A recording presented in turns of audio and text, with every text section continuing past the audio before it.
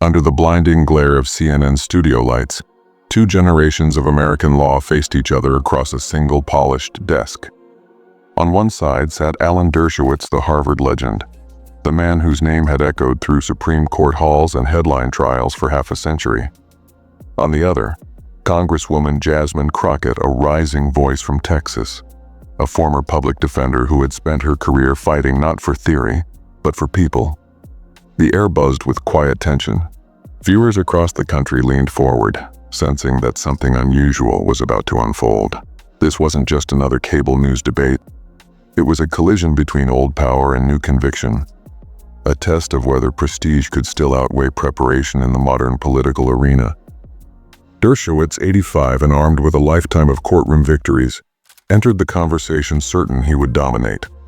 Crockett, decades younger but meticulously prepared, came armed not with ego but with evidence. She wasn't there to trade insults or sound bites. She was there to defend one of democracy's most sacred principles, the right to vote, and to challenge a man whose reputation had long defined legal authority itself. When the cameras rolled and the first question landed, few realized they were witnessing the moment America's voting rights debate would change course.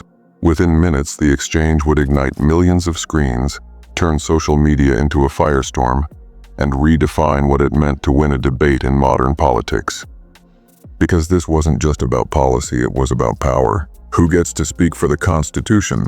Who defines justice when theory and reality collide? And by the end of that night, one thing would become clear. In the age of information, authority no longer belongs to the loudest or the most decorated. It belongs to the most prepared. From the moment the cameras started rolling, it was clear these two came from completely different worlds. Alan Dershowitz had spent his life surrounded by oak-paneled classrooms, legal journals, and a name that carried instant weight. He was the kind of man whose opinions once shaped national policy, the professor journalists quoted whenever constitutional crises erupted. To him, debates were an art form, a stage for intellect, precedent, and polished authority. Jasmine Crockett, on the other hand, didn't grow up inside the establishment. Her lessons came from cramped courtrooms, neighborhood meetings, and long nights representing clients who couldn't afford anyone else. Her law was lived, not lectured. She'd argued for families who'd lost homes, for workers silenced by bureaucracy, and for voters whose rights were quietly chipped away by red tape. When CNN paired them for a primetime debate on the Voting Rights Protection Act, it felt almost theatrical. Harvard's elder statesman versus Washington's youngest fighter. Producers expected a polite exchange of talking points. What they got instead was a generational face-off over who really understands the Constitution. In today's America, Dershowitz walked onto the stage confident, his notes color-coded, every citation rehearsed. To him, this was routine, another opportunity to remind the audience why he was still considered the nation's legal authority. Crockett entered differently. No entourage, no spectacle, just focus. Her calm presence had the kind of quiet power that made people lean in without realizing it. She wasn't there to perform. She was there to prove. As they took their seats, the contrast was electric: academic prestige meeting grassroots conviction. Viewers didn't yet know it, but that tension, the distance between those two kinds of experience, was about to ignite one of the most talked about debates in modern political history. Because when generations collide, it's never just about the law. It's about whose definition of justice America chooses to believe. The host barely finished her question before Alan Dershowitz leaned forward, ready to strike. "This bill," he began, his Boston accent cutting through the studio air, "is nothing less than a constitutional overreach. The founders never intended Congress to micromanage state elections." His words carried the authority of decades, courtrooms, bestsellers, and TV panels, but also something else: condescension. It wasn't just what he said, it was how he said it. Slow, deliberate, the way a professor addresses a student he's already decided is wrong. Across from him, Jasmine Crockett didn't flinch. She didn't interrupt. She simply waited, eyes steady, hands folded. The calm before the counterpunch. When she finally spoke, her voice was even but unmissable. "With respect, Professor," she said, "the Constitution also gives Congress explicit power to protect voting rights. That's not theory, it's written law." The room shifted. It was the kind of silence that follows the first clean hit in a boxing match. Viewers at home could sense the momentum turn, not because Crockett shouted, but because she didn't need to. Dershowitz tried to recover, adjusting his glasses. "I've been teaching constitutional law since before you were born," he replied. "Perhaps you should revisit Article 1 before quoting it." Crockett's lips curved into the faintest smile. "Article 1, Section 4, she said, reciting it from memory. "Congress may at any time make or alter such regulations." "I don't need to revisit it, Professor. I've litigated it," the audience murmured.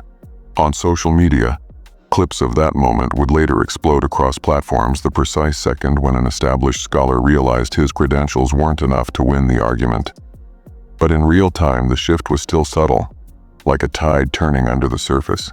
Crockett wasn't attacking. She was dismantling methodically, surgically. For the first time in the debate, Alan Dershowitz looked unsettled. The host, sensing tension, tried to pivot to policy details, but viewers didn't care about the next question. They were already hooked by something deeper, the rare sight of an underdog standing toe-to-toe with authority and refusing to back down. Because in that moment, the debate stopped being academic. It became personal, generational, and undeniably human. And the professor, so used to commanding the room, was about to realize he wasn't the only one holding the textbook. By the time the debate hit its 10-minute mark, the balance of power had quietly shifted. Dershowitz was still talking fast, loud, with the cadence of a man used to winning arguments through sheer confidence, but the audience wasn't nodding along anymore. They were watching Jasmine Crockett, and Crockett was watching him. While he spoke in sweeping generalities about constitutional intent and historical precedent, she started flipping through her notes.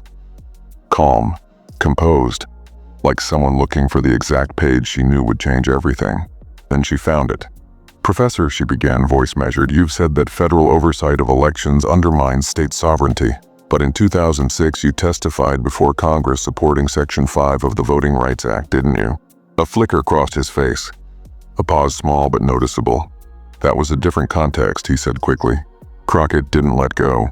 "Different context, same principle," she replied, holding up a printout.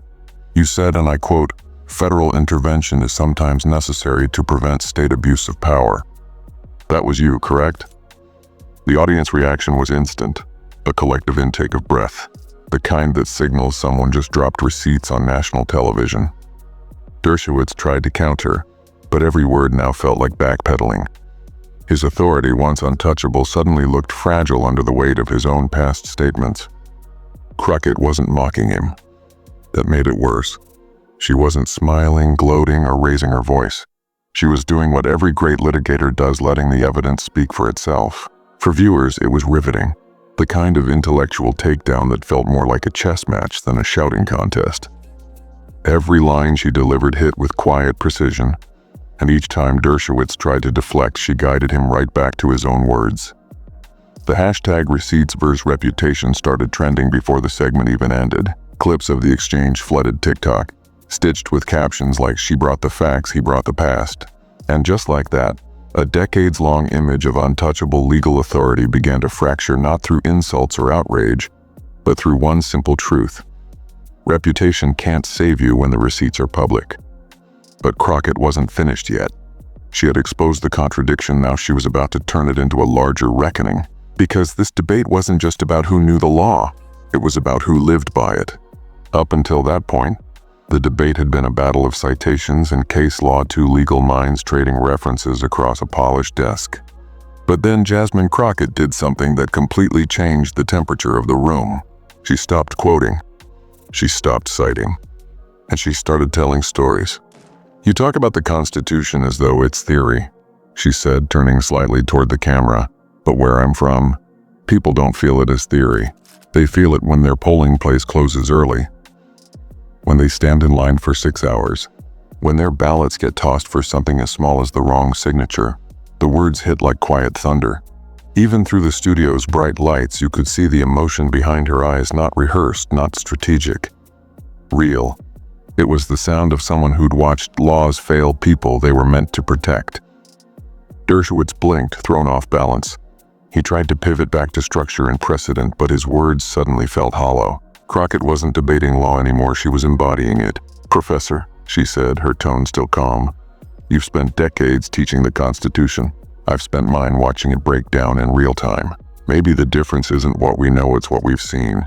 For a split second, even the host went silent. The tension wasn't anger, it was clarity. A generational truth unfolding live on air. Social media lit up again. This time less with memes and more with emotion.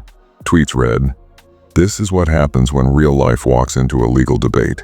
She didn't just argue the law, she humanized it. And that was the turning point. Because what began as a war of intellect had become something much larger. A reminder that democracy isn't maintained by scholars alone. It's sustained by the people who live within its flaws. When the camera panned across the studio, Dershowitz looked different now, less certain, almost reflective. For perhaps the first time, he wasn't defending a principle. He was facing its consequences, and for millions watching, it was more than just powerful television. It was validation. Proof that lived experience could stand toe-to-toe with legacy and win. But Crockett's most devastating moment wasn't behind her yet. Because soon, the debate would turn from personal conviction to undeniable fact, and what happened next would leave even Dershowitz searching for words. Every debate has a moment, the one that decides everything. For this one, it came 22 minutes in. Alan Dershowitz was trying to recover his rhythm. The professor's voice, still strong but slightly rushed now, began weaving through legal clauses and historical examples. He referenced a section of the proposed Voting Rights Protection Act, citing it as Section 5002, a supposed clause that, he claimed, overstepped federal limits. Crockett didn't interrupt. She waited until he finished, then tilted her head slightly. "Professor," she said, voice even, "there is no Section 5002 in that bill." Silence. He froze mid-breath. The papers on his desk shuffled nervously. "Of course there is," he muttered, glancing down, flipping pages. His eyes darted across the document. But she was right. Crockett leaned forward, her tone firm but not mocking. "You're referring to a committee draft that never made it into the final version," she explained. "You're debating a bill that doesn't exist." The air seemed to crackle. The moderator blinked, unsure whether to step in. The studio audience let out a small collective gasp. And then it happened. The professor's silence stretched long enough for everyone watching to realize the truth. For the first time in his long storied career, Alan Dershowitz was unprepared. Crockett didn't exploit it. She didn't gloat. She simply looked at him and said quietly, "When we talk about democracy, accuracy matters. Words matter. The people watching us, they depend on it." That line hit harder than any attack could. It wasn't a victory cry, it was a reminder. Online, the moment detonated. The clip spread like wildfire. Crockett catches Dershowitz citing a non-existent section. Within hours, commentators called it the end of an era, and analysts labeled it the academic unmasking. But beyond the spectacle, something deeper had changed. The debate wasn't just about legal interpretation anymore, it had become a symbol of something bigger. The passing of the torch. One generation's dominance in defining truth had just been challenged live in front of millions. And as Dershowitz finally looked up, his voice quieter, he muttered, "Perhaps I misspoke." Crockett nodded once. "We all do. The question," she said, "is what we do after." That was it. The breaking point. The moment when intellect gave way to integrity, and viewers realized they weren't just watching a debate. They were witnessing a changing of the guard. But even after the camera stopped rolling, the impact was only beginning to unfold, because what happened next would ripple far beyond that studio, and into the heart of America's democracy itself. When the cameras finally cut to commercial, the studio was silent. No one said a word, not the producers, not the host, not even Dershowitz. It was the kind of silence that follows something historic. But outside that room, the world was exploding. Within minutes, clips of the exchange were everywhere. On Twitter, hashtags like Crockett versus Dershowitz voting rights debate and the new voice of law trended in over 20 states. On TikTok, young viewers dissected every second like it was a championship highlight reel. The internet had decided Crockett didn't just win the debate, she changed it. Cable pundits scrambled to react. Some praised her composure. Others tried to defend Dershowitz, calling it a minor mix-up. But the narrative had already moved faster than the headlines. For millions of viewers, what they saw wasn't a mistake. It was a moment of reckoning, proof that even the most established names could be held accountable when the facts were clear. In classrooms and cafes, people replayed the clip, pausing right on the moment Crockett corrected him. It became shorthand for a larger truth. Preparation beats prestige. And while Dershowitz retreated from the spotlight for a few weeks, Crockett's presence only grew. Late-night hosts referenced her. Podcasts broke down her debate strategy. Even those who disagreed with her politics admitted she was the real deal. But what made the moment powerful wasn't the viral fame. It was the shift in tone it created. For years, political debates had become noise-shouting matches, rehearsed talking points, and predictable sound bites. But this one felt different. Authentic. Earned. A young congresswoman standing firm on truth, not theatrics, and reminding the country that substance still matters. The next morning, headlines read, "Crockett challenges the establishment." The debate that redefined authority. When experience met evidence and evidence won. And behind those headlines, something subtler began to happen. Law professors started revisiting their syllabi, including segments on how new voices like Crockett were changing public discourse. Activists cited the exchange as proof that televised debates could still educate, instead of merely entertain. Even on Capitol Hill, her colleagues noticed. Behind closed doors, members of both parties quietly acknowledged that she had elevated the conversation. Because what had started as a one-night debate had turned into a national moment of clarity. A reminder that democracy isn't preserved by status or seniority, but by the courage to speak truth with precision. But as the country celebrated the viral moment, Crockett was already thinking ahead. She knew debates fade, clips lose traction. The real test wasn't what people said online, it was what lawmakers did next. And that's when something unexpected happened. The very man she'd just dismantled on national TV reached out to her privately. The next chapter of this story wouldn't be about confrontation. It would be about what happens after when two people on opposite sides of a moment decide to find common ground. In the days following the debate, headlines continued to swirl. But behind the noise, something unexpected was unfolding. While social media framed it as a knockout, the student defeating the master, the reality was more complex. Away from the cameras, Dershowitz did something few expected. He reached out. It started with a short handwritten note delivered to Crockett's congressional office. The message was brief but sincere. "Public discourse needs more honesty like yours. I'd value a conversation beyond the lights." Crockett's team didn't know what to make of it. Some advised ignoring it. Others saw it as a rare opportunity. But Jasmine, ever the pragmatist, didn't hesitate. "If he's willing to talk," she said, "I'm willing to listen." A week later, the two met in a quiet corner of the Capitol cafeteria. No cameras, no staff.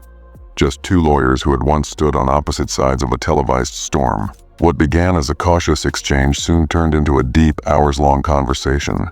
Dershowitz, stripped of his TV bravado, admitted he had underestimated her. He confessed that after the debate, he revisited the Voting Rights Act, reread sections he hadn't looked at in years, and realized how much the lived experience she spoke of had been missing from his analysis. Crockett, in turn, acknowledged that his commitment to constitutional principles, even when controversial, came from a genuine belief in protecting civil liberties, something she shared, though through a different lens. That unexpected connection sparked an idea.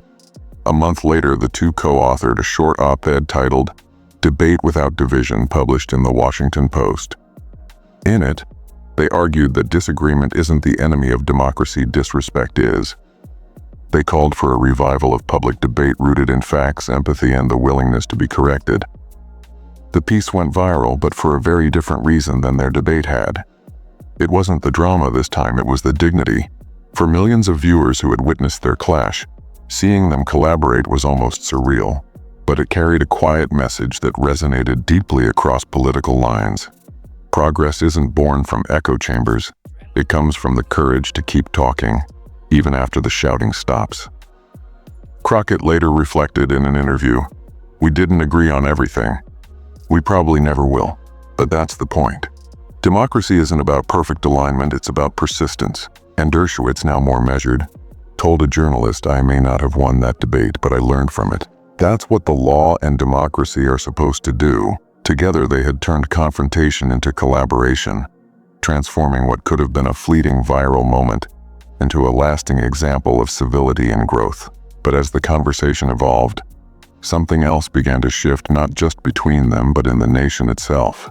The ripple effect that started with a single televised debate was now pushing its way into legislation, classrooms, and public dialogue. Because when former adversaries learn to build, not just battle, the entire system takes note. And soon those notes would turn into action. In Washington, big moments come and go, a viral clip, a trending hashtag, a heated headline that burns bright and fades by morning. But this time, it didn't fade. Days after the debate, the conversation didn't just continue, it deepened. Cable networks replayed the exchange in slow motion. Law schools dissected every word, and commentators across the political spectrum admitted something extraordinary. The conversation about voting rights had changed. It wasn't just about constitutional clauses anymore. It was about what those words meant for real people. Professors at Georgetown, Yale, and Howard began incorporating the debate into their constitutional law curriculums, not as a partisan moment, but as a case study in evolving authority. One lecture titled it perfectly, "When Preparation Redefines Power." Crockett's calm dismantling of arrogance had become more than a political victory. It was a blueprint for how lived experience could stand toe-to-toe with institutional prestige and win. For younger lawyers, especially women and attorneys of color, it was a jolt of recognition. They saw in Crockett not just a congresswoman, but a mirror proof that intellect didn't need permission, and that the sharpest arguments often come from those closest to the struggle. Meanwhile, public opinion on voting rights began to shift. Polls showed a significant increase in support for federal voting protections, even among moderate and independent voters. For the first time in years, voting access was being discussed not as a partisan weapon, but as a constitutional responsibility. Editorials from conservative and liberal outlets alike praised Crockett's performance for restoring the lost art of principled debate. One headline read, "Substance beats status and democracy wins." In the weeks that followed, bipartisan discussions that once seemed impossible began quietly behind closed doors. Members of both parties cited Crockett's debate as evidence that voting rights could be reframed as an American issue, not just a Democratic one. But perhaps the most powerful response came from ordinary citizens. Letters poured into Crockett's office, handwritten, heartfelt, and raw. A retired teacher from Alabama wrote, "I lived through the era when we marched for this right. Watching you hold your ground reminded me that the fight never ends, it just changes form." A young law student from Michigan said, "You showed us that preparation is power even when the room wasn't built for you." And from Texas, a veteran voter protection volunteer simply wrote, "You didn't just debate him, you defended us." Meanwhile, Alan Dershowitz, now more reflective, gave a lecture at Harvard titled, "When the Student Becomes the Teacher." He spoke candidly about humility, acknowledging that even after a lifetime in law, there's always more to learn, especially from those who challenge you. That humility marked the beginning of something bigger, a slow but visible shift in how authority itself was perceived in America. For decades, the loudest voices in constitutional debates had come from the same institutions, the same halls of power, the same pedigrees, the same perspectives. But after that CNN night, the country saw something new, a different kind of authority, one born not from titles but from truth. It was the beginning of a larger cultural correction, a rebalancing between academic expertise and experiential knowledge, between those who teach the law and those who live its consequences. In political media, this shift was dubbed the Crockett effect, a shorthand for authenticity, overpowering arrogance for the moment when the underdog no longer needed validation from the gatekeepers. The story had started as a televised debate, but by the time it rippled through Congress, classrooms, and communities, it had become something far greater, a turning point in how America discussed not only voting rights, but who gets to define the truth. And for Jasmine Crockett, that night had proven one enduring truth: that democracy doesn't just survive on passion or protest alone. It survives when courage meets competence. The bright lights of that CNN studio have long faded. The cameras stopped rolling, the headlines moved on, and the hashtags eventually disappeared from the trending lists. But what remained, what still echoes, is the lesson behind it all. That night wasn't just about Jasmine Crockett versus Alan Dershowitz. It was about what happens when ideas finally stand taller than titles. For decades, American discourse has been shaped by prestige, the loudest voices backed by institutions, tenure, or fame. But that night, in real time, millions of viewers saw something different. They saw the weight of a Harvard resume bend beneath the force of preparation, authenticity, and truth.